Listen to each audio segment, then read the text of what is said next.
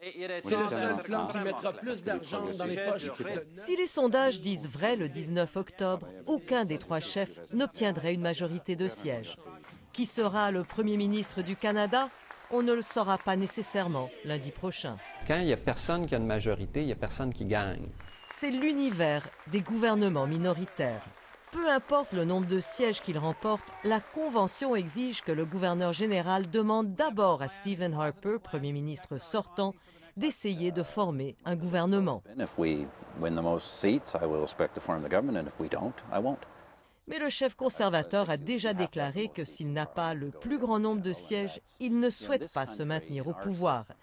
Et d'ailleurs, ce serait mission impossible.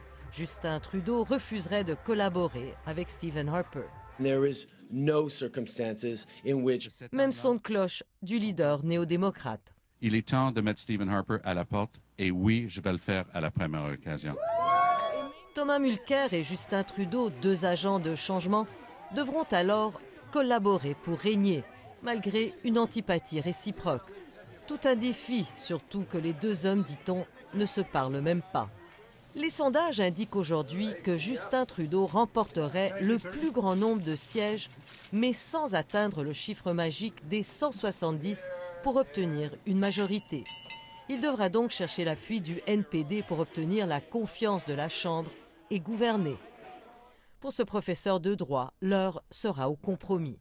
Il ne faut pas oublier qu'un gouvernement majoritaire, comme on l'a vu ces dernières années, c'est aussi l'imposition pure et dure d'une ligne idéologique sans nuance. Le gouvernement minoritaire, c'est l'obligation de négocier pour éviter d'être défait. Allez voir en campagne, on imagine difficilement une collaboration. Mais le scénario minoritaire a ses avantages. Peter Milliken, ancien président de la Chambre des communes, a vécu 3 gouvernements minoritaires.